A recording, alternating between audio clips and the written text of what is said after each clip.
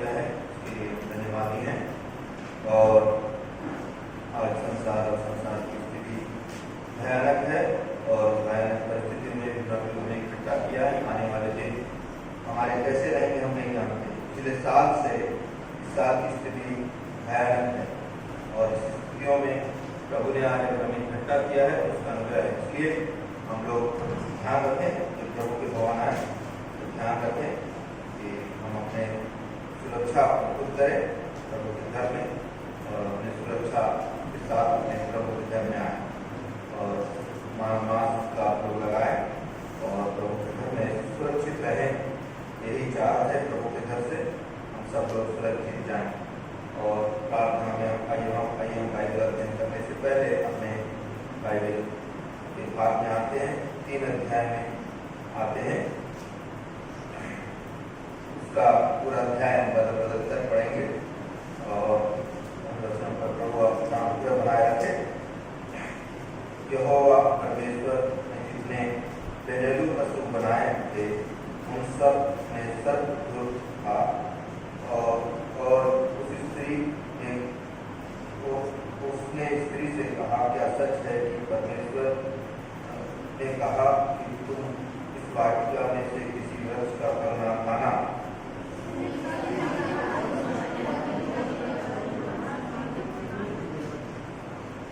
पर जो वृक्ष वाटिका के बीच में है उसके फल के विषय में परमेश्वर ने कहा कि ना तो तुम उसको खाना और ना छूना, नहीं तो मर जाओगे।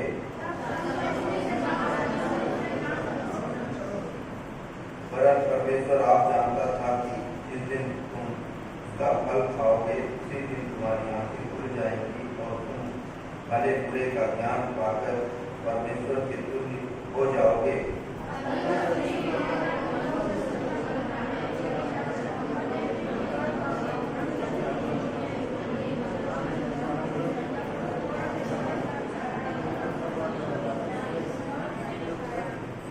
तब उन दोनों की आंखें खुल गई और उनको मालूम हुआ कि वे नंगे हैं। सो उन्होंने अंजीर के पत्ते जोड़ कर लंगोट बना लिए।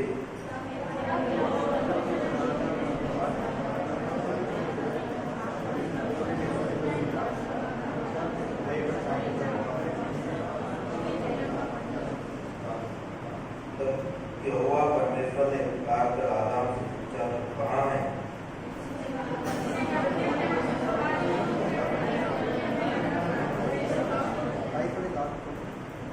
उसने उससे कहा, किसने तुझे चिताया कि तू नंगा है? जिस वृक्ष का फल तू खाने को मैंने तुझे मना किया, क्या तूने फल को खाया है?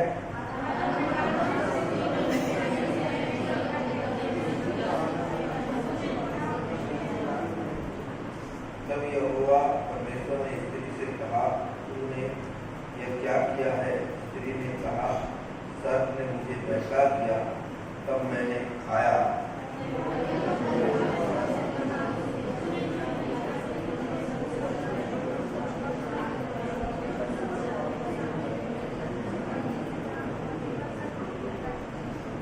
और मैं तेरे और इस स्त्री के बीच में और तेरे वंश उसके वंश के बीच में बैर उत्पन्न करूंगा। वह तेरे सिर को कुचल डालेगा और तू उसके एड़ी को डसेगा।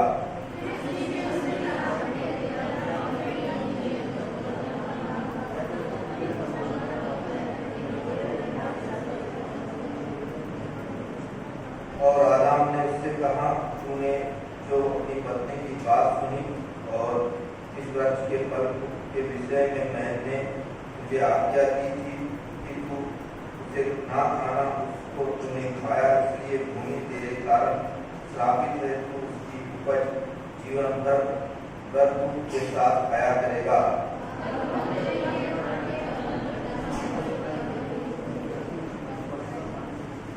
और अपने माथे के पसीने की रोटी खाया करेगा और अंत में मिट्टी में मिल जाएगा, क्योंकि उसी में से निकला गया है। तो मिट्टी तो है और मिट्टी में ही फिर मिल जाएगा।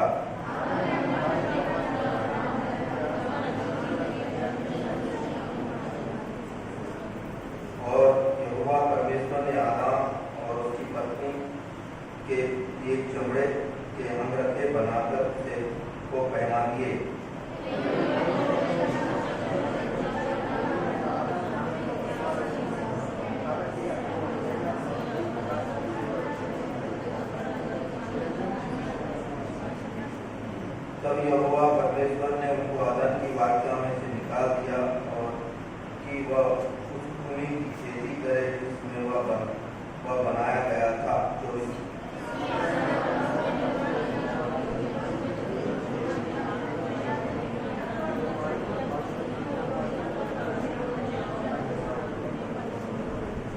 प्रभु ये वचन आशीष से प्रार्थना करेंगे। प्रेमी दयालु विवेककारी प्रभु, आपके चरणों में आते हैं, धन्यवाद देते हैं आज के दिन के लिए। हम बाइबल अध्ययन में अभी इस वक्त गुजर रहे हैं। प्रभु की मदद करें। ये 3 अध्याय पर आपके आशीष चाहते हैं। ना तो मैं इसको बताने में इतनी सामर्थ्य है, ना इतनी मेरे में बुद्धि ज्ञान है। प्रभु 3 अध्याय आपकी सृष्टि का वर्णन है और सारी चीज़ें इसमें भरपूर है। इसको बताने की शक्ति सामर्थ्य अद्वितीय से बताने में और आपके लोगों को समझ में आने में हमारा समय लाभदायक बना सहायता है। हमारी प्रार्थना प्रभु यीशु मसीह के नाम से आमीन।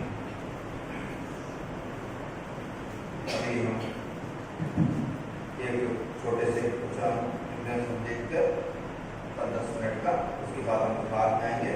आइए, हम पिछली बार बताया था यूहन्ना सुसमाचार में के बारे में हम बात करेंगे। यूहन्ना सुसमाचार खाली एक अध्याय के बारे में ही बात करेंगे और वो समय को हमारे लिए लाभदायक बना।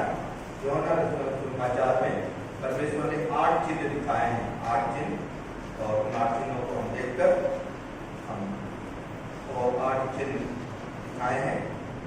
8 अद्भुत काम प्रभु ने किए हैं और उनमें से हम लोग देखेंगे। प्रभु यीशु मसीह ने यूहन्ना सुसमाचार में 8 चिन्ह काम किए और 8 चमत्कार प्रभु यीशु मसीह ने किए। यूहन्ना सुसमाचार में 2 अध्याय के 1 से लेकर 12 तक में प्रभु यीशु मसीह ने पानी को दाख रस में बदला। पहला चिन्ह था यूहन्ना सुसमाचार में। यूहन्ना सुसमाचार में प्रभु यीशु मसीह ने 2 अध्याय 1 से लेकर 12 पद तक में पानी को दाख रस में बदला। प्रभु यीशु मसीह, इससे पता चला यीशु जीवन का सोता है। यीशु मसीह पानी को दाख रस बनाया। यूहन्ना 2 का अध्याय का 1 से लेकर 12 तक हम पढ़ेंगे। तो पहला चमत्कार यूहन्ना सुसमाचार में बताता है। तो इसमें यीशु, हमारा प्रभु यीशु मसीह जीवन का सोता है। इस वचन के द्वारा हमें समझ में आता है यीशु मसीह जीवन का सोता है। दूसरा हम देखेंगे चिन्ह, यूहन्ना सुसमाचार 4 अध्याय, उसका 46 से लेकर 54 तक, 46 से लेकर 4 चैप्टर, उसका 46 से लेकर 54 तक में यीशु मसीह राजकर्मियों के पुत्र को चंगाए। जो पढ़िए तो उसका 46 पढ़िए तो समझ में आएगा आपको।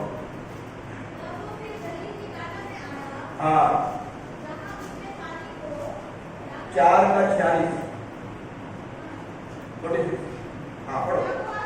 हाँ, आया, हाँ हाँ हाँ, राजा का कर्मचारी यहाँ पर उसकी चंगाई करता है। दूसरा अद्भुत काम प्रभु ने किया है, चिन्ह दिखाया है, राजा का कर्मचारी को के पुत्र को चंगा करना। राजा के कर्मचारी के पुत्र को चंगा करना यहाँ पर दिखाता है। यीशु दूर से ही चंगा करने का अधिकार रखता है। दूर से, मतलब वहां जाने की जरूरत नहीं। यीशु मसीह को दूर से चंगा करने का अधिकार रखता है। प्रभु यीशु मसीह दूर से ही चंगा करता है। मैं जब पंजाब से मुझे फोन आते हैं, कहीं से फोन आते हैं, मुझे फोन में प्रार्थना करने को बोलते हैं, तो मैं बोलता हूँ उनसे मैं प्रार्थना करूंगा। तो मेरे बोलते भाई एक बार आप फोन में प्रार्थना करो, फोन में प्रार्थना करवाते हैं। तो क्या होता है, हमको कहाँ कैसा अधिकार मिला है? दूर से भी प्रार्थना करने का, चंगा करने का अधिकार हमें मिला है। परमेश्वर के सामने दूरियां नहीं है, हमारे लिए दूरियां हैं। ये कर्मचारी दूर से रहते में ही चंगा होते हैं, इसलिए दूरियों का भी परमेश्वर है, उसको लिए दूरियां कुछ भी नहीं है। इसलिए दूसरा चमत्कार हमने देखा।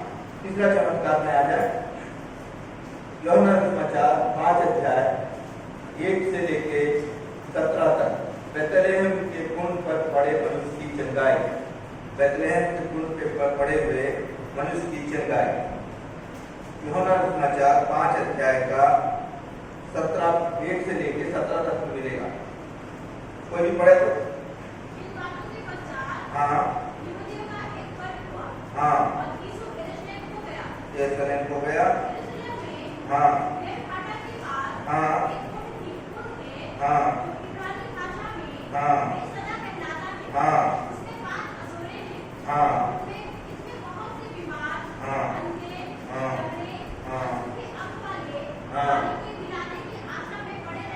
हाँ, बस ये यीशु मसीह बैतलहम के कुंड में पड़े मनुष्यों की चंगाई करता है। तीसरा अद्भुत काम, बैतलहम के कुंड में पड़े हुओं की चंगाई करता है प्रभु यीशु मसीह। 1 से लेकर 17 तक हम पढ़ेंगे तो हमें मिलेगा। यीशु समय का अधिकार रखने वाला है। यीशु समय पर अधिकार रखता है। किस पे रखता है? यीशु समय पर भी अधिकार रखता है। इस आदमी को कई बार चंगा हो नहीं पा रहा उसमें, और समय में उसकी बारी नहीं आ रही। उसका समय आपने से पहले कोई और व्यक्ति मारा और वो कई सालों से चंगा ही नहीं पा रहा, मगर यीशु मसीह आने के बाद उसको क्या किया? चंगा। और ये चंगाई प्रभु यीशु मसीह के द्वारा मिला। इसलिए समय पर भी अधिकार रखने वाला प्रभु यीशु मसीह है, उसके समय पर भी अधिकार। चौथा पे आ जाए, प्रभु यीशु मसीह 6 अध्याय यूहन्ना 6 अध्याय का 1 से लेकर 14 तक मिलेगा। यीशु मसीह 5,000 लोगों को खाना खिलाता है। चौथा अद्भुत कार्य यूहन्ना के समाचार में, चौथा अद्भुत कार्य यीशु मसीह 5,000 लोगों को खाना खिलाता है। यूहन्ना के समाचार 6 अध्याय 1 से लेकर 14 वचन तक हमें मिलेगा।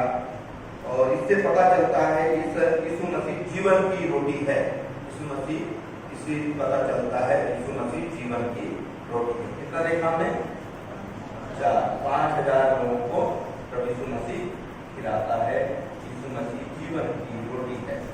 और 5वां हम देखेंगे, यीशु मसीह यूहन्ना 6 अध्याय का 15 से लेके 21 तक, यूहन्ना 6 अध्याय का 15 से लेके 21 तक यीशु मसीह पानी पर चलना, आंधी को शांत करना। यीशु मसीह पानी पर चलना और उसको शांत कर देना, यीशु मसीह को हम देखते हैं। यीशु मसीह प्रकृति पर भी अधिकार रखता है। किस पर अधिकार रखता है? प्रकृति पर भी अधिकार रखता है। यीशु मसीह पानी पर चलता है और आंधी को क्या बोलता है? थम जा बोलता है। तो यीशु मसीह किस पर अधिकार रखता है? पानी पर भी अधिकार रखता है। पानी पर चलने के समय, पानी पर, प्राकृतिक पर, मतलब प्राकृतिक, हवा, तूफान, पानी, इन सब पर अधिकार रखने वाला है यीशु मसीह। हमने कितना देख लिया अभी? 5 देखा है ना? अब 6 में आ जाए। यीशु मसीह पानी पर चलने का अधिकार रखता है, प्रकृति पर अधिकार रखने वाला ईश्वर है हमारा। और 6वां, आप यूहन्ना समाचार 9 अध्याय 1 से लेकर 14, यहाँ पर हम देखते हैं यीशु मसीह जन्म से अंधे को चंगा करता है। यूहन्ना का समाचार 9 अध्याय 1 से लेकर 14 तक हम देखते हैं यीशु मसीह जन्म से अंधे को चंगा करता है। यीशु मसीह जगत की ज्योति है। यीशु मसीह जगत की ज्योति है। 9 अध्याय में हमें समझ में आ जाता है यीशु मसीह अंधों को आंखें देता है। 6वां हमने चमत्कार देखा यूहन्ना का समाचार 9 अध्याय 1 से लेकर 14 तक यीशु मसीह जगत की ज्योति है।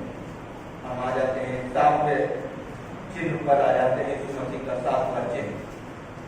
यूहन्ना का समाचार 11 अध्याय 17 से लेकर 45 तक। यूहन्ना का समाचार 11 अध्याय 17 से लेकर 45 तक। लाजर को मृत्यु से जिलाना, लाजर को मृत्यु से जिलाना। तो यीशु मसीह लाजर को मृत्यु से जिलाता है। 17 वचन से लेकर 45 वचन तक मिलता है। यीशु मसीह मृत्यु पर अधिकार रखने वाला है। यीशु मसीह मृत्यु पर अधिकार रखता है। तो यीशु मसीह उसके ऊपर अधिकार बनता। 8वां चिन्ह हम देखते हैं, लास्ट है 8वां चिन्ह। यौन रचनाचार में 8 चिन्ह है, ये 8 चिन्ह अद्भुतकारी हैं। देखते हैं यौन रचनाचार 21 का 6। यौन रचनाचार 21 का 6 लास्ट उदाहरण, ये लास्ट चमत्कार है, चिन्ह है प्रभु यीशु मसीह का। यौन रचनाचार अद्भुत रीति से मछली पकड़वाना। पतरस जब मछली पकड़ता है, उसको मछलियां रात भर पकड़ने पर भी नहीं मिलता है, तो प्रभु यीशु मसीह उसे मछली पकड़वाता है, अद्भुत रीति से मछली पकड़वाता है। और जल यीशु मसीह जल जंतुओं पर भी अधिकार रखता है, जल के जंतुओं पर भी अधिकार रखता है। यह हमारे लिए बहुत ही प्रमुख है। लास्ट है कि यौन रचनाचार 21 का 6 अद्भुत रीति से मछली को पकड़वाता है यीशु मसीह, अद्भुत रीति से। और यीशु मसीह समुद्र के जीव जंतुओं पर भी अधिकार रखता है, जीव जंतुओं पर, जो मछली हैं और जो जंतु हैं उस पर भी अधिकार रखता है।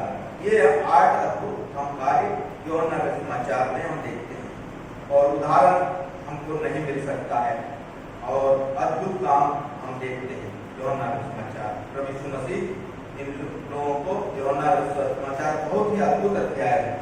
और आप देखोगे मत्ती और मत्ती से लेकर मरकुस और लूका, तीनों वो अद्भुत अध्याय हैं, और ये और भी अद्भुत अध्याय हमें मिलता है, और इनमें बहुत ही अद्भुत चीजें हमें प्राप्त होती हैं। यीशु बाइबल का की समझ जितनी बढ़ेगी, हम आत्मिक दृष्टि से उतनी ही बढ़ेगी।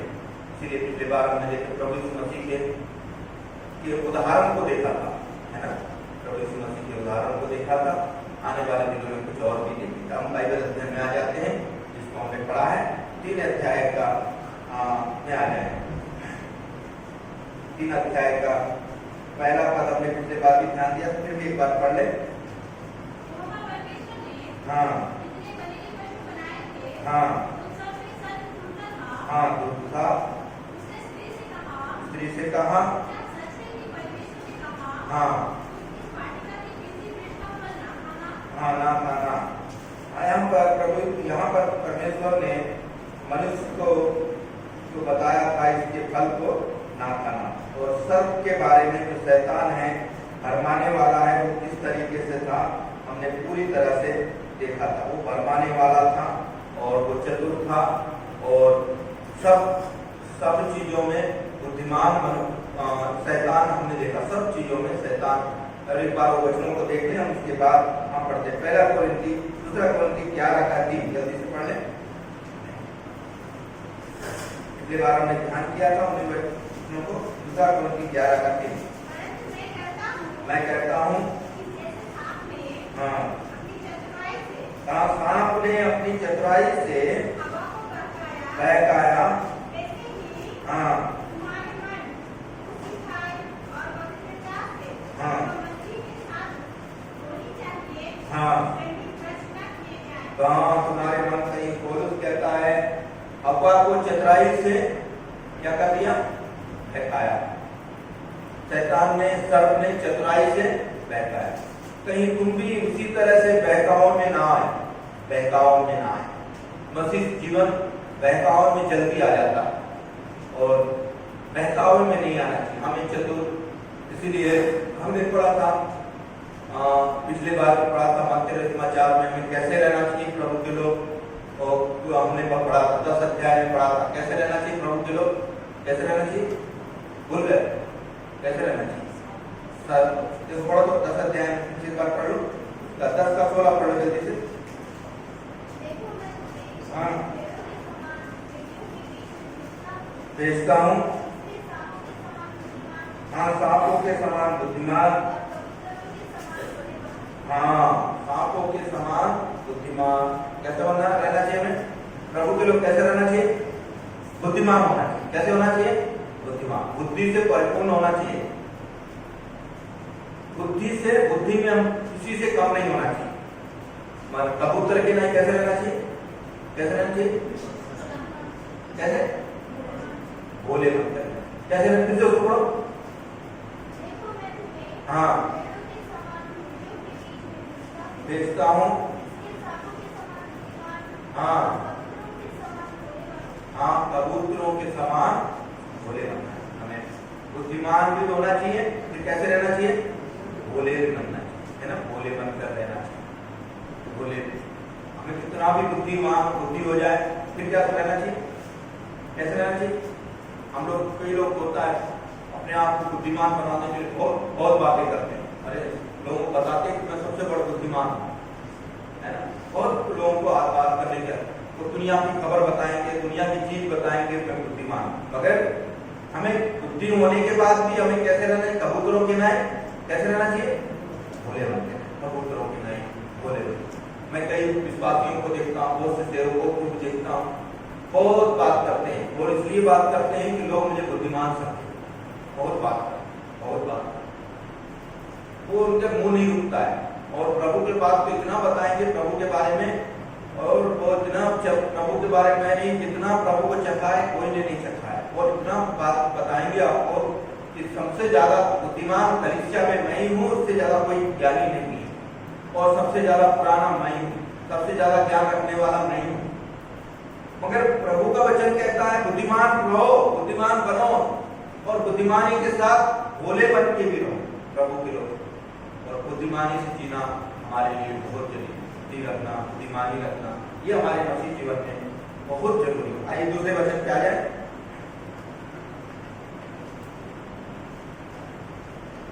पढ़िए तो दूसरा 3 अध्याय का 2। हाँ हाँ हाँ, स्त्री ने सर्प से कहा, वाटिका के वृक्ष के फल को हम खा सकते हैं। स्त्री ने सर्प से कहा, इस वाटिका के वृक्ष को हम फल खा सकते हैं। देखो, स्त्री जानबूझ के वहां पर पूछ रही है ना, प्रभु परमेश्वर ने बोल दिया कि तुम उसको खाना नहीं, छूना नहीं। क्या नहीं करना? खाना नहीं, छूना नहीं। फिर सवाल ही नहीं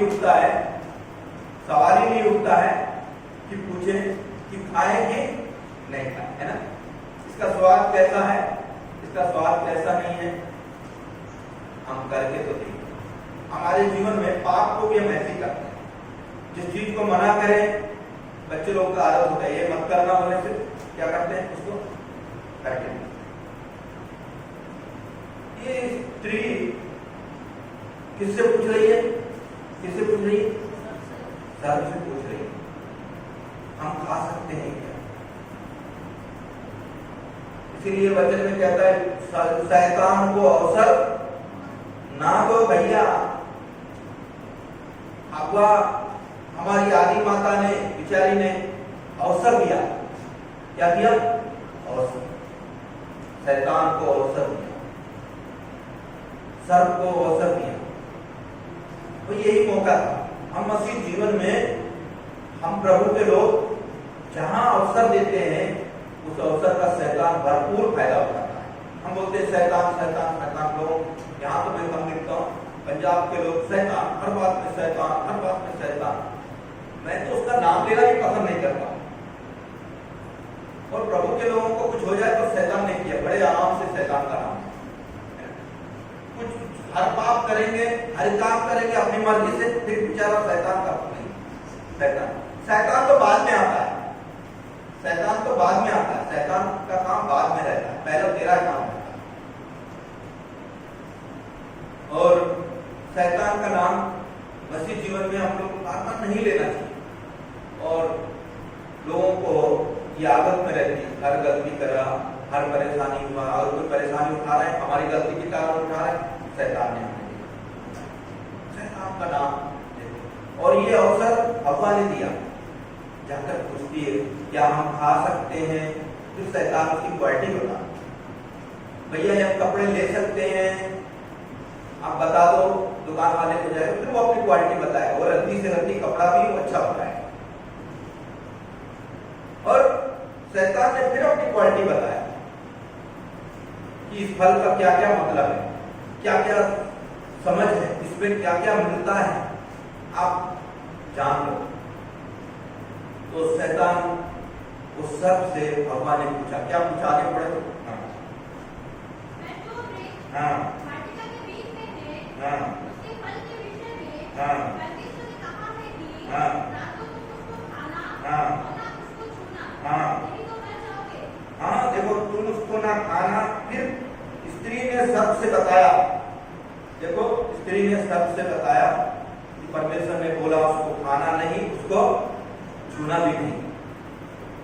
परमेश्वर की बात को सर्प को बता रही है और परमेश्वर पूरी तरह से जानती, अनजान नहीं थी ये स्त्री किसी तरह से अनजान नहीं थी प्रभु की बात।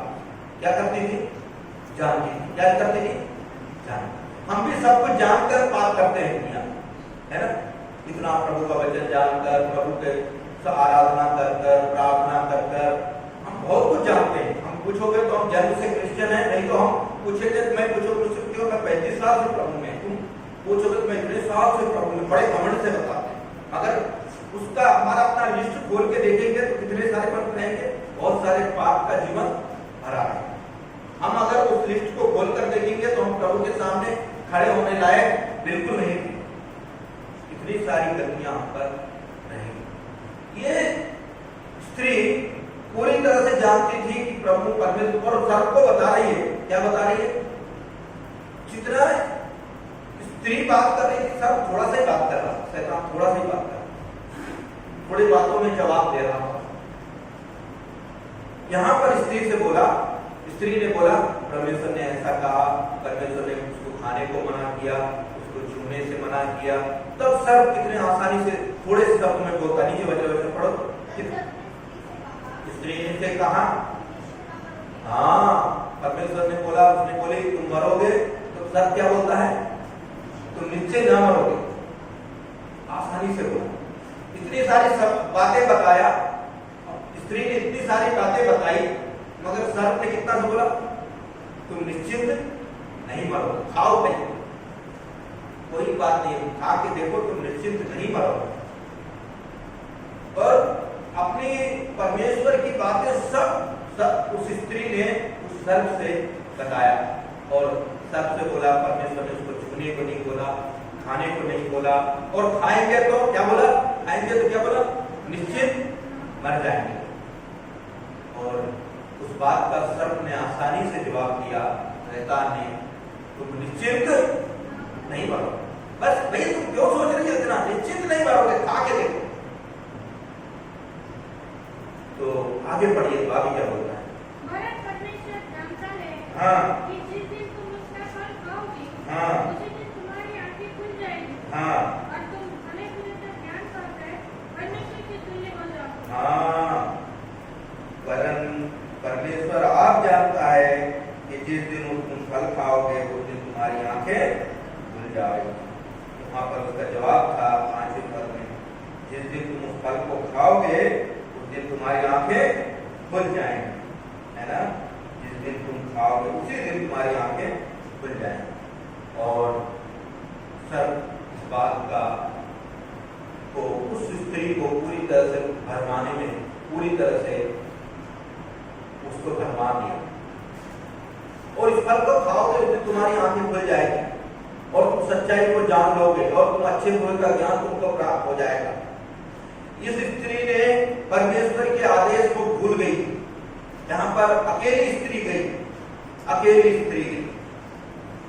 स्त्री को शैतान से, सर्प से बात कर रही है, और ना ही इसका पति इसके साथ था, और सर्प को भी मौका मिला। इससे अच्छा मौका और कभी नहीं मिलेगा, इसीलिए पूरी तरह से उसने सर्प ने पूरी तरह से उसको बहकाया, पूरी तरह से बहकाया। और ये स्त्री अकेली ही बात कर रही है, और इसीलिए स्त्रियों को कमजोर और निर्बल पात्र शुरू से ही कह दिया गया, इसी कारण। और ये स्त्री को आसानी से बहका दिया गया। और स्त्री ने क्या कहा, अच्छे में पढ़ो। हाँ हाँ, स्त्री ने तय कहा, देखो 4 और 5 में उसको शैतान ने, सर्प ने पूरी तरह से बता दिया। क्या बता दिया? कि ये फल में तुम निश्चिंत नहीं मरोगे और ये फल तुम्हारे लिए अच्छी, जिस दिन तुम खाओगे तुम्हारी आंखें खुल जाएगी, भले और बुरे का ज्ञान पाकर परमेश्वर के तुल्य हो जाओगे, परमेश्वर के समान हो जाओगे। इस फल खाने के द्वारा तुम परमेश्वर के समान हो जाओगे। और उस स्त्री ने फिर देखा, वो देखने में कैसा था? फल कैसा था? अच्छा, देखने में बहुत अच्छा फल, देखने में अच्छा फल। हमारे जीवन में पाप बहुत अच्छा लगता है। कैसा लगता है? अच्छा लगता है। पाप करना बहुत अच्छा लगता है, देखने में अच्छा लगता है। पाप, हर चीज, कोई भी पाप हो, किसी तरह का पाप हो, शुरुआत में बहुत अच्छा लगता है, मगर उसका अंत बहुत ही भयानक होता है। वो किसी तरह का पाप क्यों ना हो, वो दिखने में अच्छा लगता है। वो चोरी हो, बदमाशी हो, वो व्यभिचार हो। यहाँ व्यभिचार का प्रारंभ यहीं से चालू हुआ है संसार में, और यहीं से व्यभिचार प्रारंभ की दशा है। और यहाँ पर देखा जाए तो ये फल उसी का मेन कारण था, मुख्य कारण था फल खाना, यही था। पढ़ो फल तो पढ़ो। हाँ, स्त्री ने देखा, हाँ, खाने के लिए वो अच्छा, देखने के लिए मनभाव, चाहने योग्य भी है। तोड़कर खाया। हाँ, देखो, वो देखने में, वो स्त्री ने देखा ये वृक्ष का फल खाने में अच्छा और देखने में मनभावुक था, और उस फल को तोड़कर उसने खाया। और उसने खाया, उसके बाद किसको दिया? उसके पति को भी उसने खाया, उसके पति को भी दिया। और देखने में बहुत अच्छा था, मन खाने में भी अच्छा लग रहा था, मनभावुक था, और उसको खाया उस स्त्री ने। और पूरी तरह से ये स्त्री अकेले में जाकर उस शैतान के साथ अपनी बातें करना। आज हमारा जीवन अकेले में कुछ भी डिसीजन ले लेते हैं, अकेले, और कई बार इसी तरह का नुकसान उठाना पड़ता। और ये स्त्री ने जाकर किसको दे दिया? अपने पति ने भी कुछ भी नहीं पूछा, पति ने कुछ भी नहीं पूछा, उससे कोई सवाल नहीं पूछा, कोई जवाब नहीं पूछा। ये फल क्यों खाया? ये फल कौन से पेड़ का खाया? कौन किससे तोड़ कर लाया? जो परमेश्वर ने मना किया था उसको तूने लाया? क्या किया तूने? किस फल को तोड़ कर लाया? ये कोई बात नहीं। हम भी कई बार पारिवारिक जीवन में कोई प्रश्न जवाब नहीं होता है, जो बोलते हैं वो कर देते हैं, बाद में नुकसान उठाना कुछ भी नहीं रहता है। पति गलत करे, पत्नी गलत करे, पति गलत पैसे कमा के लाए, पत्नी गलत करके आए, दुनिया में घूम किया जाए, संसार में क्या करके आ रही है, क्या करके ला रही है, कोई सवाल नहीं करते। इसीलिए जीवन में, परिवारों में अंधकार छाया हुआ है, और वो अंधकार इसी तरह से आता है। और स्त्री ने अपने पति को दिया। आदम ने कोई सवाल जवाब नहीं किया, और आदम ने उस फल को खा लिया। वो स्त्री पूरी तरह से भरमा गई थी। स्त्री पूरी तरह से उस फल को देखकर पूरी तरह से उसके पीछे पड़ गई थी। और देखा जाए तो शुरुआत से वचन से वो स्त्री ने ही सर्प से पूछा, स्त्री ने ही सर्प से पूछा। सर्प ने आके अपनी क्वालिटी नहीं बताया। कई बार हम बाजार जाते हैं, बाजार जाने के बाद कुछ चीजों को खरीदते हैं, और कोई चीजें हमको दुकानदार हमको ठग देता है, उसके बाद पता लगता है कि हमको ये चीज हमको गलत मिलने है। उसी तरह से ये स्त्री गई, उससे पूछी और सर्प से पूछा। सर्प ने उस फल के बारे में बताया, तुमको खाओ नहीं मरोगे। परमेश्वर की बोलती स्त्री, परमेश्वर ने बोला कि फल खाओ, नहीं खाओ, इसको खाओगे तो तुम मरोगे, और इसको खाने को मना किया है। छूने तक तो मना किया, खाना तो छोड़ो, छूना भी मना किया, छूने को भी मना किया। हम लोग खाना और छूना सभी चीज जीवन में करते हैं, छूने की आदत है। इसीलिए प्रभु के लोग बहुत सी सारी चीजों को छूना करने चाहिए। प्रभु के लोग कोई कप बीड़ी पीता तो बीड़ी ला के देते हैं, सिगरेट पीता तो सिगरेट ला कर देते हैं। छूना चाहिए क्या? नहीं छूना चाहिए, नहीं, बिल्कुल उस पर हाथ नहीं लगाना चाहिए। हमको उन चीजों पर, किसी कोई नशा करता उसको शराब ला कर नहीं देना चाहिए। छूने का तो हमको किसी तरह से अधिकार नहीं है। और ये स्त्री ने उस फल को तोड़ा, खाया और उसके पति को दिया। और क्या हुआ आगे देखो। तब उन दोनों की आंखें खुल गई। दोनों की आंखें खुल गई। फल को खाने के कारण उन दोनों की आंखें खुल गई। देखो अभी तक उनकी आंखें बंद थी। इसके लिए आगे बढ़ो। उनको मालूम हुआ कि हाँ। वे नंगे हैं। हाँ, उनको मालूम हुआ वे नंगे थे। इसलिए उन्होंने अंधे के पेट जोड़-जोड़ कर हाँ। लंगोटे बना लिए। हाँ, लंगोट बना लिया। देखिए उनकी आंखें खुल गई। फल के खाने के द्वारा उनकी आंखें खुल गई और वो दोनों नंगे समझ में आए हुए। उससे पहले वो दोनों नंगे थे, कोई कपड़े नहीं पहने थे, मगर उनको समझ में नहीं आया था कि हम नंगे थे। इसीलिए 2 अध्याय का लास्ट बात पढ़ो, वहां पर भी लिखा है। हाँ हाँ, आदम और उसकी पत्नी दोनों नंगे थे मगर लजाते ना। अब इस वचन में आकर क्या आया? अब क्या आया? लाज आया। क्या आया? लाज आया। इस फल को खाने के कारण क्या आया? लाज आया, लज्जा आई। ये दोनों, पहले उनको कपड़ों की जरूरत नहीं था, ना उनको इस चीज की उनको सूझ थी। उनकी आंखें खुली, उनकी आंखें खुली। तो पहले भी नंगे थे, पहले भी कपड़े नहीं पहनते थे, मगर जब इस फल को खाया तो तब इनको समझ में आया कि हम नंगे हैं। ये चीज से इनकी आंखें खुली और दूसरी चीजों से इनकी आंखें नहीं खुली। पहले सिर्फ वो जानते थे भला करने का काम, अच्छा करने का काम जानते थे, वही ज्ञान था। अब बुरा ज्ञान आ गया। क्या आ गया? बुरा ज्ञान। पहले कीपैड फोन था तो पहले क्या करते थे? क्या करते थे? हेलो हाय वायु करते थे, सुनते थे, इतना ही करते थे। अब क्या आ गया? अब आ गया टच फोन आ गया। अब क्या ऑप्शन आ गया? अब क्या जानो? भला बुरा ज्ञान। पहले तो खाली कीपैड था, सिर्फ फोन करते थे, फोन सुनते थे। पहले लैंडलाइन था, उससे पहले फोन आता था, करता था, फोन किया, कोई नंबर पता नहीं लगता। फिर कीपैड फोन आया, इंसान का ज्ञान बढ़ने लगा।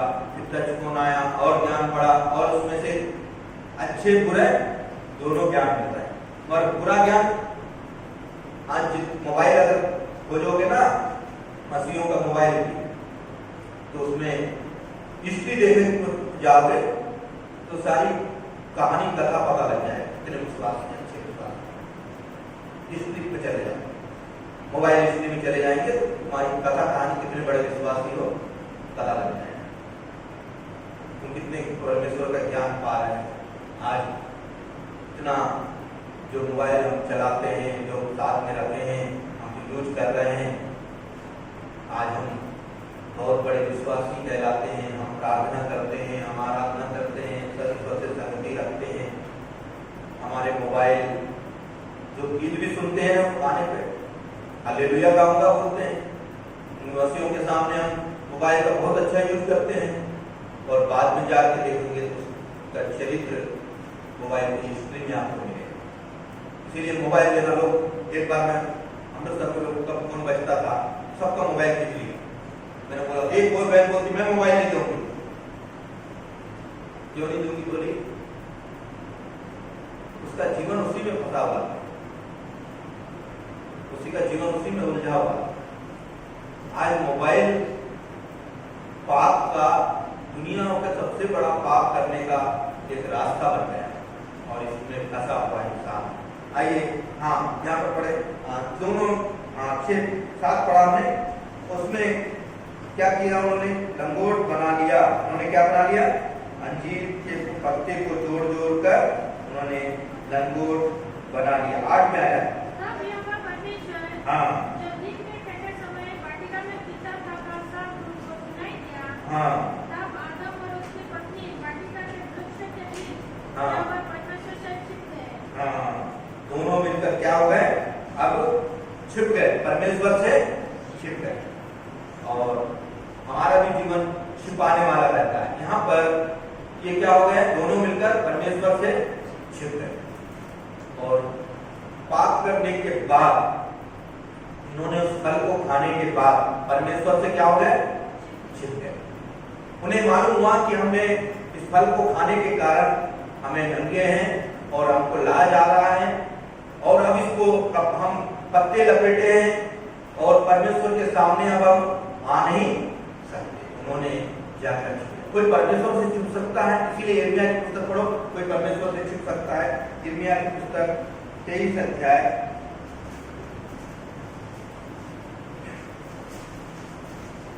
24 पद, पढ़े। यिर्मयाह की पुस्तक 23 अध्याय का 24 पद। यहोवा की ये वाणी है,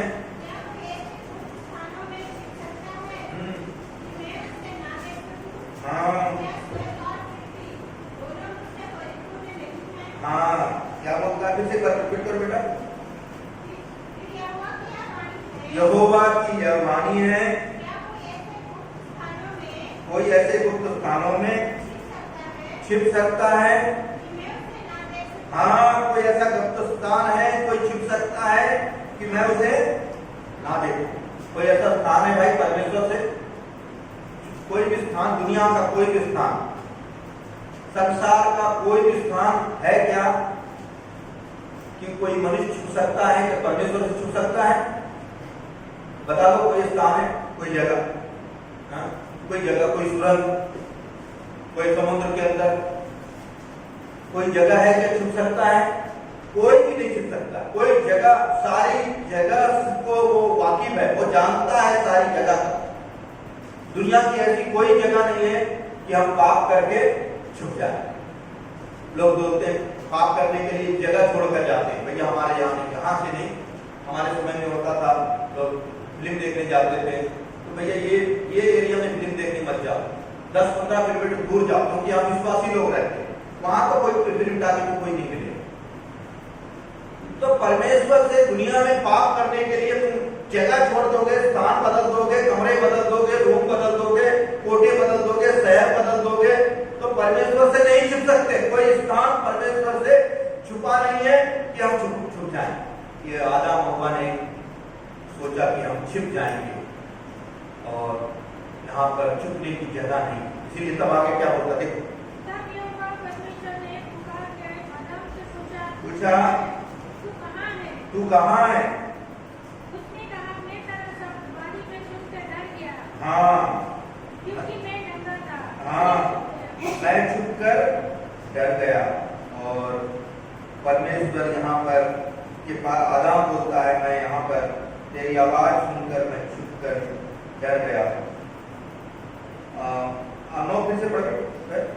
तब यहोवा परमेश्वर ने आदम से पूछा तू कहाँ है? उसने कहा मैं तेरा शब्द वाणी में सुनकर डर गया। हाँ, मैं छुप के डर गया। हाँ, आगे। क्योंकि मैं नंगा था। मैं नंगा था। मैं हाँ आगे। उसने कहा किसने तुझे बताया कि तू नंगा है? हाँ, जिस वृक्ष के फल खाने को मैंने तुझे मना किया था, हाँ, क्या तूने उसका फल खाया है? हाँ, आदम ने कहा हाँ, जिस स्त्री को तूने मेरे संग रहने को किया है, हाँ, उसी ने उस वृक्ष का फल मुझे दिया, हाँ, और मैंने खाया। हाँ, यहाँ पर देखो, तो आदम से पूछा भाई तूने उस फल को खाया? कारण प्रभु मैं तेरी आवाज सुनकर मैं छुप गया। किसकी आवाज सुनकर छुप गया? क्योंकि मैं नंगा था। मैं नंगा होने के कारण मैं छुप गया। और परमेश्वर ने बोला तूने उस फल को खाया, तो क्या बोलता है? क्या बोलता है? तूने जो स्त्री मुझे साथ रहने को दिया है, हाँ, जो रहने को दिया है उस स्त्री ने दिया है, मैंने उस फल को खाया है। देखो यहाँ पर आदम की ने जिस तरीके से गलती किया, आदम ने, स्त्री ने तो शुरू से ही गलती किया। स्त्री ने शुरू से ही गलती किया, सर्प से पूछा, सर्प से बात किया और उसके पास जाकर उसने खोदा, उसने पूछा, सर्प ने शैतान से पूछा कि किस तरीके से इस फल को खाना। कई बार हम लोग इसी तरीके से काम करते हैं, शैतान को उसके कामों को खोद कर हम निकालते हैं और वो हमारे जीवन में प्रवेश करके काम किया। और उसके बाद उस फल को खाया उस स्त्री ने और आदाम को दिया। आदाम ने भी उस फल को बिना पूछे बिना समझे कुछ कहे उस फल को खा लिया।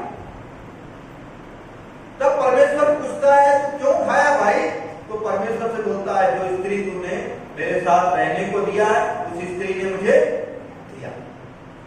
परमेश्वर ने तो वो स्त्री तुझे किस लिए दिया था भाई? तेरे सहायता के लिए दिया था, तेरे मदद के लिए दिया था, तेरा अकेला रहना अच्छा नहीं करके दिया था। मगर मैंने ये नहीं बोला था कि वो स्त्री ने फल खाया तो तू भी फल खा ले। उसने तुरंत अपना दोष उस स्त्री पर दे दिया।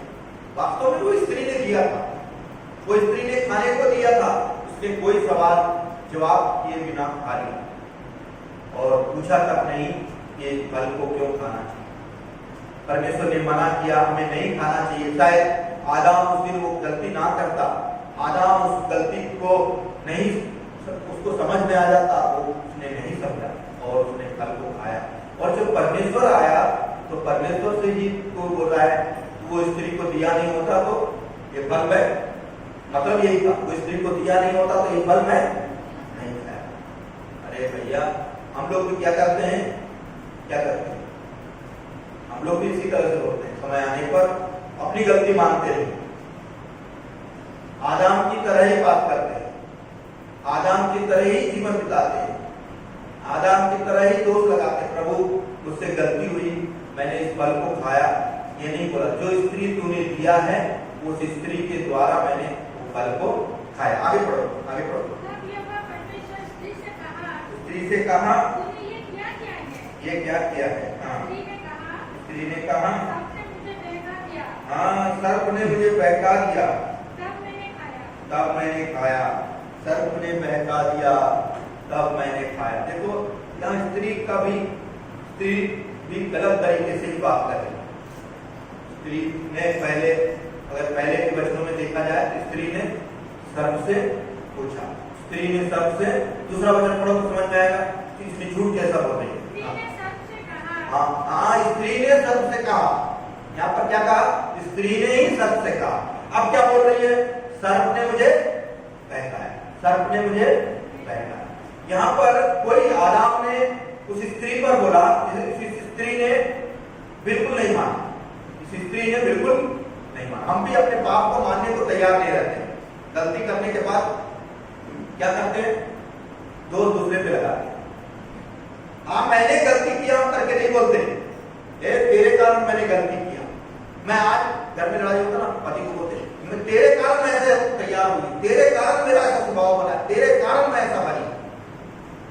हम किसी और का कारण बताते हैं, किसी और के कारण बताकर हम अपना दोष को क्या करते हैं?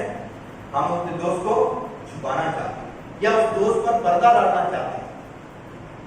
हमने कहाँ मूर्खता की, कहाँ हमने गलती की, उसको हम नहीं महसूस करते हैं।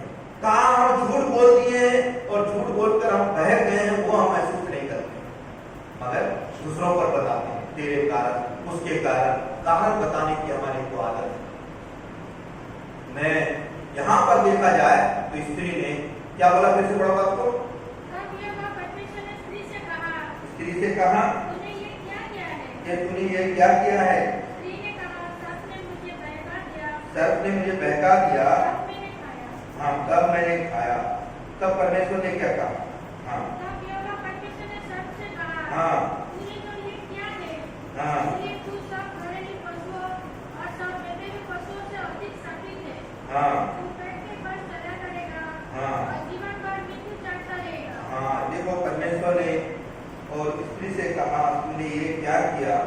स्त्री ने कहा सर्प ने मुझे बहका दिया तब मैंने खाया। तब यहाँ पर 14 वचन में परमेश्वर ने अपना काम चालू किया। इन लोगों की गलती कर दिया इन लोगों ने, और इस गलती का यहाँ पर देखा जाए तो आदम हव्वा ये जो गलती किया था, फल को खाया था, आधा हुआ है, क्या कहा था, फल को खाया। यहाँ पर आधा हुआ ने यही काम किया, कुछ काम नहीं किया, कोई गलत काम नहीं, सिर्फ आज्ञा का उल्लंघन किया, परमेश्वर की आज्ञा का उल्लंघन किया, फल खाया। फल खाने के द्वारा वो लजाने लगे। वो लोग क्या करने लगे, लजाने। पहले नहीं लजाते थे, पहले वो लजाते नहीं थे, पहले भी वो नंगे थे। फल खाने के द्वारा लजाने लगे, वो नंगे हो गए। तब जाके उन्होंने कपड़ों को, पत्तों को लपेटा, और पत्तों को लपेटने के बाद परमेश्वर उनको देते थे श्राप। यहाँ से चालू होता है। और आइए जल्दी से 10 मिनट के अंदर समाप्त करते हैं। 14 वचन पढ़े। हाँ, सर्प से कहा, हाँ,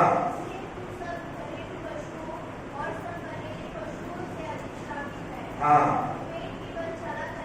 हाँ,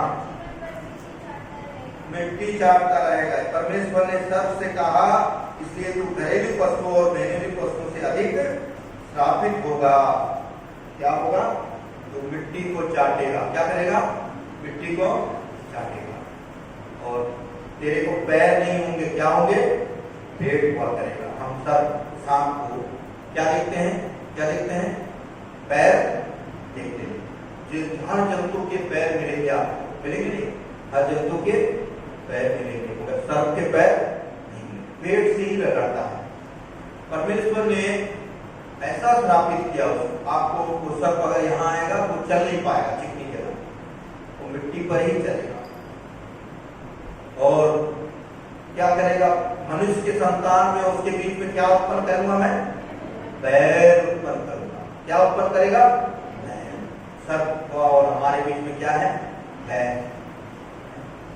सर्प कोई हमारे लिए अच्छा नहीं। कुछ लोग बोलते हैं सर्प को मत मारो, मत मारो, क्यों नहीं मारे नहीं, सर्प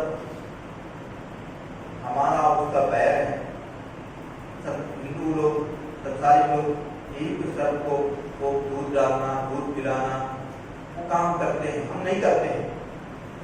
वो हमको, वो कभी सर्प हमसे प्रेम नहीं कर सकता, वो डसता है, वो डसना जानता है। हम कितना भी प्रेम कर, वो डसना जानता है, वो डसता है। इसलिए, और दूसरा वचन पढ़ो उसका, हाँ, हाँ, हाँ, हाँ, तू उसके सिर को कुचलेगा और वो तेरी एड़ी को डसेगा। वो क्या करते हैं, उसके सिर को कुचलते हैं। क्या करते हैं, सर्प को मारते हैं, तो क्या करते हैं, उसके सिर को कुचलते हैं। ये सिर को कुचलता था, उसके सिर को कुचलना। एक बार मूसा के इस्राएलियों ने पाप किया था। पढ़ो तो 21 का 6, 21 का 6, सर्प के बारे में पढ़ेंगे जल्दी से।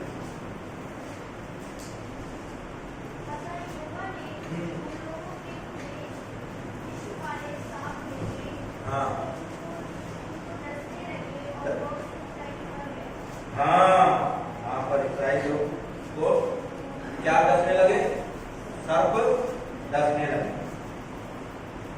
सर्प डसने लगे। बहुत से इस्राएल क्या हो रहे थे, मर रहे हैं। वहां भी इस्राएलियों को डसने का कारण था उनके पाप।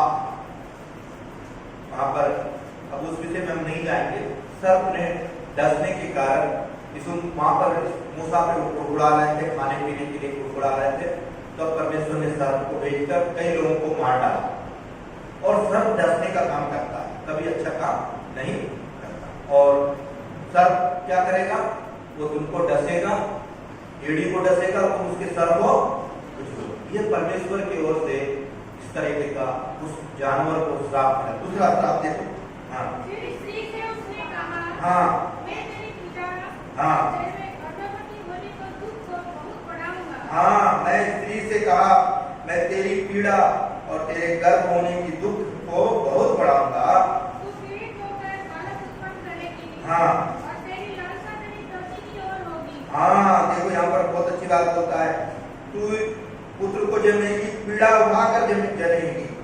जो पुत्र बालक जन्मेगी, पीड़ा बढ़ाऊंगा मैं, तेरी पीड़ा को बढ़ाऊंगा।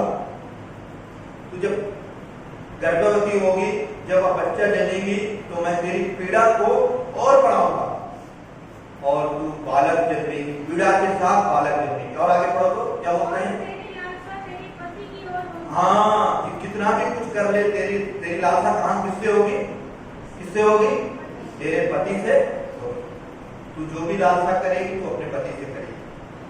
तू कितनी भी बढ़ जा और वो तेरा पति तुझ पर क्या करेगा? प्रभुता करेगा। क्या करेगा? पति तेरा तुझ पर क्या करेगा? प्रभुता करेगा, तुझ पर राज्य करेगा। अब तुम बोलती हो पतियों मैं तुम पर प्रभुता करूंगी, तो ये उल्टा है, ये उल्टा है। ये परमेश्वर का काम की आज्ञा नहीं है। जहां स्त्रियां प्रभुता करती है वो प्रभुता नहीं रहता है, भूत का घर बनता है। इसलिए स्त्रियां प्रभुता नहीं करनी चाहिए पतियों पर। बाकी स्त्री पर क्या करना चाहिए? प्रभुता। तेरा पति तेरे कारण, तेरे पति के कारण तू क्या करेगी? बालक जन्मेगी, बच्चे जन्मेगी, फिर तू पति की लालसा करेगी। बच्चे जन्मने के बाद, बच्चे पैदा करने के बाद तेरे पति से तेरी लालसा खत्म नहीं होगी, और भी तेरी लालसा तेरे पति के लिए तेरी लालसा होगी। और तेरा पति तेज पर क्या करेगा? प्रभुता करेगा। तब तेरा पति कुछ पर, इसीलिए पूरा बाइबल में पूरे जगह देखो तो अपने पति के अधीन रहे, तो अपने पति के अधीन रहे, तो पति के अधीन रहना सीख ले। बाइबल में वचन बार बार यही बताया, तो पति के अधीन रहे। इसीलिए बोलता है कि तेरा पति तुझ पर क्या करेगा? प्रभुता करेगा। ये परमेश्वर की ओर से आदेश है, और उस प्रभुता के नीचे रहना उस पत्नी का धर्म है। अगर इस धर्म को अगर पत्नी उल्लंघन करती है तो परमेश्वर की आज्ञा को उल्लंघन करती है। और ये सीखना, ये डर रहना हमारे लिए, ये परमेश्वर की ओर से प्राप्त है। शायद वो फल नहीं खाती, वो फल को बहका ही नहीं जाती, तो ये चीजें नहीं आता। कई लोगों के घर टूट जाते हैं, कई लोग तलाक दे देते हैं। कारण क्या है? पति की प्रभुता के नीचे रहना पसंद नहीं। घर पति को छोड़ने के बाद बोलते हैं वो शराबी था, वो मवाली था। असली कहानी तो किसी की कोई नहीं बताता। पूछेंगे तो सब पति का दोष बताते। हाँ, पति भी दोषी है, ऐसा नहीं है कि नहीं है, पति भी दोषी होते हैं, मगर कारण उसके पीछे ज्यादातर उसकी प्रभुता के नीचे रहना पसंद नहीं। उनके आदि बैठना, उठना, आना जाना, घूमना, पति रहेगा तो कहाँ जा रहा है, कहाँ आ रही है, तो कहाँ बैठ रही है, किससे बात कर रही है, ये सब पूछा करेगा। अगर तलाक दे दें तो उसके बाद कोई आजीविका नहीं रहेगी, स्वतंत्र होकर घूम सकते हैं। कई स्त्रियां अपने पति की प्रभुता छोड़, इसीलिए तलाक देती। तलाक परमेश्वर को क्या है? घृणा है। मलाकी की पुस्तक में कहता है त्याग पत्र देना परमेश्वर की दृष्टि में घृणा है, इसीलिए बोलता है। क्योंकि इसीलिए तलाकशुदा को, त्यागी हुई को ब्याह करना व्यभिचार क्यों बोलता है? यही गुप्त बात है कि वो स्त्री पहले ही पति के प्रभुता में नहीं थी, पहले ही पति के अधिकार में नहीं थी, अब वो तेरे अधिकार में क्या मना कर रहा है। पवित्र आत्मा का परमेश्वर हमें बार बार ऐसी चीजों को चेतावनी देता है। और 2-3 वचन और पढ़ेंगे, समाप्त करेंगे अध्याय का। 5 मिनट और लग जाए, 5-7 मिनट। हाँ, आदम से उसने कहा, तूने जो अपनी पत्नी की बात सुनी और जिस वृक्ष के फल के विषय में मैंने तुझे आज्ञा दी, हाँ, कि तू उसे ना खाना, हाँ, उसको तूने खाया है, हाँ, इसलिए भूमि तेरे कारण शापित है, हाँ। तू उसके ऊपर जीवन भर दुख के साथ खाया करेगा। बस यहाँ पर आदम से कहा तूने अपनी पत्नी की बात को सुनी है, तूने मेरी बात को नहीं सुनी। किसकी बात को सुनी? पत्नी को बात को सुनी। इसीलिए भूमि तेरे कारण क्या है? भूमि, तूने अपनी पत्नी को बात सुनी और तूने ये काम किया, मेरी बात को नहीं सुना। कई बार हमारे जीवन में पत्नी की बात सुनकर, परिवार में परमेश्वर की बात ना सुनकर जीवन में इस तरीके का नुकसान होता है। यहाँ पर इसलिए क्या कहा? उसकी पत्नी की बात को सुना, इसलिए भूमि तेरे कारण, और भूमि तेरे लिए क्या होगी? क्या उगाएगी? कांटे, खटगरे उगाएगी, पत्थर उगाएगी। तू उसको हल जोता करेगा, क्या करेगा? हल जोतेगा, पसीना बहाएगा, तब जाकर दुख भरी रोटी खाएगा। कौन सी खाएगा? दुख भरी रोटी। दिन भर आदमी क्या करता है? दिन भर क्या करता है? बहुत मेहनत करता है। ऑफिस में बैठा वाला, एसी में बैठे वाला से पूछो, उसका हाथ कितना टूटा रहता है। आप लोग सोचते हो कि आसान है, वो भी मेहनत है। और कारण क्या है? पसीना बहाना। और भूमि कितना करने के बाद भी फिर तुम्हें क्या लग रही है? क्या लग रही है? भूख लग रही है। सुबह फिर जरूरतें हैं, फिर सुबह दौड़ना है। 10 साल हो गए, 50 साल हो गए, जरूरतें खत्म नहीं हो रही हैं। भूमि हमारे कारण क्या है? श्रापित है। भूमि हमारे कारण श्रापित है। वो पसीना बहाता है, तब जाके केवल उसने अपनी पत्नी की बात सुनने के कारण ये काम है। पत्नी की बात सुनकर उस फल को खाने के कारण आज पूरे जीवन में पसीना बहा कर आज आदमी रोटी को बनाता। फिर भी वो दूध भरी रोटी है। आइए और एक बच्चे पढ़े। हाँ हाँ हाँ हाँ हाँ हाँ निकाला गया है। मिट्टी तो है। हाँ मिट्टी है तो मिट्टी में ही मिल जाएगा। तो मिट्टी है, मिट्टी में ही मिल जाएगा। और तुझे इतना करने के बाद भी तुम मिट्टी में मिलना ही है तुझे, और तुझे परेशान होना ही है, मेहनत करना ही है, पसीना बहाना ही है। तूने अपनी पत्नी की बात सुना, तब क्या आगे क्या किया आपने? अपनी पत्नी का नाम हवा रखा। हाँ क्योंकि जितने मनुष्य जीवित हैं, हाँ उन सबकी आदिमाता वही हुई। हाँ अपनी पत्नी का नाम तब जाकर उसने क्या रखा? हवा रखा। क्या रखा? हवा। पत्नी का नाम हवा रखा। और सबकी क्या हुई? आदि माता। हमारी आदि माता कौन है भाई? आदि माता हवा। नाम उसने आदाम ने अपनी पत्नी का नाम तब जाकर रखा हवा। आगे पढ़ो, आगे पढ़ो। और यहोवा परमेश्वर ने आदम और उसकी पत्नी के लिए हाँ चमड़े के अंगरख बनाकर पहना दिए। कि परमेश्वर कितना प्रेमी है भाई, कितना प्रेमी है। इन्होंने आज्ञा का उल्लंघन करने पर भी क्या नहीं किया? छोड़ा नहीं, छोड़ा नहीं छोड़ा। पत्ते के पहने हुए थे, लंगोट पहने हुए थे, तो परमेश्वर ने क्या बनाया? चमड़े के अंगरखे बनाया। चमड़े के किसने बनाया? सो रहे हो क्या? क्या बनाया? चमड़े के अंगरखे। अंगरखे मतलब पूरा एक ही जैसा, नीचे से ऊपर तक पूरा ढका हुआ। खाली वो पत्ते लपेट कर, थोड़ा थोड़ा पत्ते लपेट कर रखे। तो परमेश्वर ने अंगरखा मतलब पूरा शरीर ढका हुआ अंगरखा बनाया, चमड़े का अंगरखा बनाया। और उसकी कीमत आजकल कोई नहीं करे। परमेश्वर ने उनको उसी तरीके से नहीं छोड़ा, उनके हालात पर नहीं छोड़ा। इतना पाप कर हम होते तो क्या करते? हम तो सजा देने में नंबर 1 है। हम क्या होते? सजा देने में नंबर 1। किसी को गलती कर दे तो उसकी जिंदगी भर उसको सजा देने की। मगर परमेश्वर ने वहां भी नहीं छोड़ा, वहां भी प्रेम किया आदम हव्वा से। उसने अंगरखे पहना। पहला टेलर का काम भी परमेश्वर ने क्या किया? पहला टेलर का काम भी बाइबल में टेलरिंग का काम भी कुछ लोगों ने किया। पहला टेलरिंग का काम अंगरखा बनाया, उनको पहनाया। अंगरखा बनाकर परमेश्वर प्रेमी है। और परमेश्वर चाहता था कि वो लजा रहे हैं, वो नंगे हैं, पूरा कपड़ा पहना। फिर हम मनुष्य कैसे आ गए? आज आधे कपड़े, फुल कपड़े पहनना पसंद ही नहीं। ज्यादा फुल पहनो तो गर्मी होती, आधे पहनो, इधर से गर्मी होती, उधर से गर्मी होती। चमड़े का कपड़ा कितना गर्म होगा भाई? चमड़े का कपड़ा कितना गर्म होगा? मगर परमेश्वर ने पहना है। हमें परमेश्वर पूरा कपड़े पहनने को देता है। हम आधे कपड़े, दुनिया में लोग आधे कपड़े, सबसे ज्यादा स्त्रियों को गर्मी ज्यादा होती है, आधे कपड़े पहने। परमेश्वर चाहता नहीं है कि हम शरीर को ढके रखें। परमेश्वर जो चाहता तो छोड़ देता, तुम जैसे रह रहे वैसे रहो, जैसा जीना है वैसे जियो। मगर परमेश्वर नहीं चाहता था। परमेश्वर चाहता था कि ढके रहे, अपना लाज छुपा के रखें। और परमेश्वर ने इस लाज को छुपा के रखा।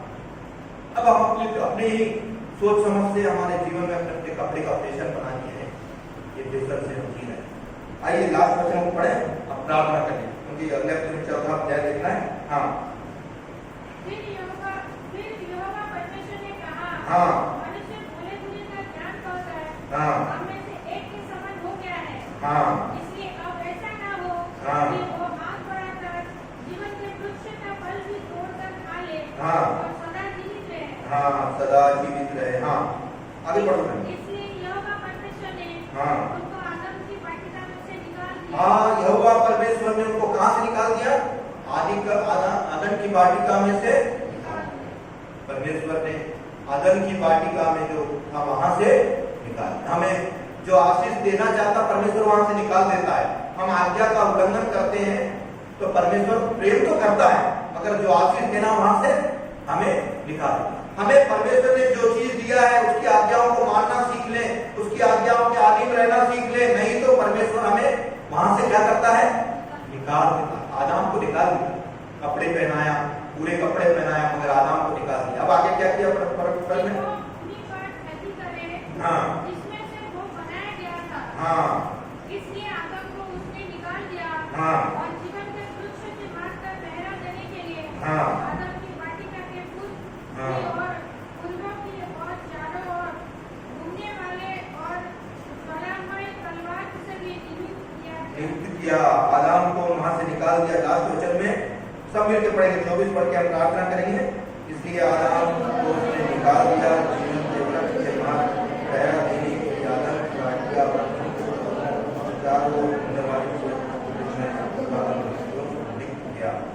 यहाँ पर परमेश्वर ने आदम को निकाल दिया, कहीं फिर जीवन का वृक्ष ना खाए। मार पहरा देने के लिए आदम की वाटिका में पूर्व में 2 करूबों को और चारों ओर घूमने वाले ज्योतिमय तलवार को भी नियुक्त कर दिया। फिर जाकर फल खाने का कोई उपाय नहीं है। जब तक उद्धार नहीं पाए, जब तक जीवन ना बदले, प्रभु यीशु मसीह को ग्रहण ना करें, जब तक तुम्हारे नाम जीवन के पुस्तक में नाम लिखे जाएंगे, तब तक उस जीवन का फल खाने का अधिकार नहीं है। वो इसीलिए वहां पर चारों ओर करूब लगा दिया। क्या लगा दिया? फिर क्या लगा दिया? अग्निमय तलवार लगा। वो वहां जाने के लिए अब तो बहुत मुश्किल है, वहां जाना ही मुश्किल है। जब तक उद्धार ना ही पाए, पाप से पश्चाताप नहीं किया, जीवन को नहीं बदला, तो वहां जाने का अधिकार, उस फल को खाने का अधिकार तुझे नहीं। प्रभु ये वचन आशीष दे। हम प्रार्थना करें, सब घुटने पे आ जाए। हमने प्रभु के वचनों को सुना, बहुत ही सृष्टि, बहुत अच्छी सृष्टि थी प्रभु की। और आदम हव्वा का पाप करना, ले जाना, पहला पाप तो उन्होंने आज्ञा का उल्लंघन किया, और दूसरा पाप उन्होंने किया, फल खाया। फल खाने के कारण आंख खुल गई। वहां पर उन्होंने कुछ पाप नहीं किया, मगर उनकी आंखें खुल गई, वो न जाने लगे। यही बात था। हम भी आज्ञा का उल्लंघन करते हैं प्रभु के घर में, और हम उसका प्रतिफल पाते हैं। पश्चाताप करें, प्रभु से हमने वचन सुना, हम कहाँ पाप कर रहे हैं, कहाँ शैतान को अवसर दे रहे हैं। स्त्री ने सर्प के पास जाकर पूछा, हम भी शैतान के पास जाकर पूछते हैं और पाप होता है। इस पाप से प्रभु हमें बचाए। प्रार्थना करें। प्रेमी दयालु अनुग्रहकारी प्रभु, आपके चरणों में आते हैं, धन्यवाद देते हैं जो वचन आपने दिए, इसलिए हम धन्यवाद देते हैं। हमने 3 अध्याय पूरा ध्यान किया प्रभु यार, और भी तो बहुत कुछ ध्यान करना था। और प्रभु इस वचन को आशीष दें, जो भाई बहनों ने जो वचन सुना है उस पर आशीष का कारण आपके लव प्यार में लाते हैं। आदम हव्वा ने जो गलतियाँ की प्रभु जी, आज प्रभु हव्वा जब गर्भवती होती है स्त्री, प्रभु उसकी जच्चा की पीड़ा को आप बढ़ाते हैं, और जब बच्चे पैदा करने के बाद अपने पति की लालसा करती है, और अपने पति उस पर प्रभुता करता है, और आज उसको उस प्रभुता के नीचे रहना पड़ता है। उसी तरह से पत्नी ने उनको प्रभु और आदम से कहा, तू पसीना बहाएगा और मेहनत करेगा, तब जाके खाना खाएगा, रोटी खाएगा, और मिट्टी है तो मिट्टी में ही मिल जाएगा। और एक दिन भर परेशान होने पर खूब बड़ी रोटी खाता है। प्रभु इतने बड़े श्राप का भागीदार बन गया है। प्रभु जी आगे हमारे जीवन में जीवन का वृक्ष आपने हटा दिया। प्रभु जी हमें उद्धार पाना, सच्चा जीवन पाना, पश्चाताप कर नए जीवन में प्रवेश करने में मदद कर। आए सो भाई बहनों के धन्यवाद देते हुए आशीष दे। थोड़ा समय ज्यादा हो गया, क्षमा करें प्रभु जी। हमारे भाई बहनों को आशीष दे, अपने घरों में आशीष का कारण बनाए। बहनों से जा रहे हैं, उनके घरों में शांति आनंद दे, प्रभु को डर दे और मदद करे। कोरोना वायरस से प्रभु जी हमारे प्रियों को बचा कर रखे। प्रभु इस वायरस से दुनिया में कई मौतें हो रही, प्रभु संसार में जगह नहीं है प्रभु जी, कब्रिस्तान में जगह नहीं है। खाली दिन में जलने वाले लाश, रात में भी लोग लाशों को जला रहे हैं प्रभु। हमारे भारत देश में भयानक स्थिति बनी हुई, आप मदद करें। अब जा रहे साथ आए तो भाई बहनों की धन्यवाद करते हुए हमारी प्रार्थना प्रभु यीशु मसीह के नाम से। हमारे प्रभु यीशु मसीह का अनुग्रह दया अब से लेकर सदा काल तक हम सब पर होता है। आमीन। जय मसीह।